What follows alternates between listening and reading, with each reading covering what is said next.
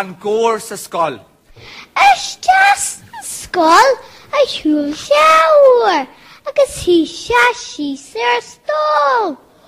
Thóg sé fád as lear na tinneamh, agus dí sé émór lóm.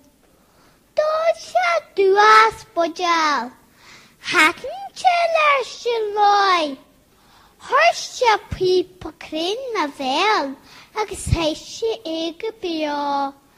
As sa fáca thóg sé jórin grin, thosaigh sé géamh.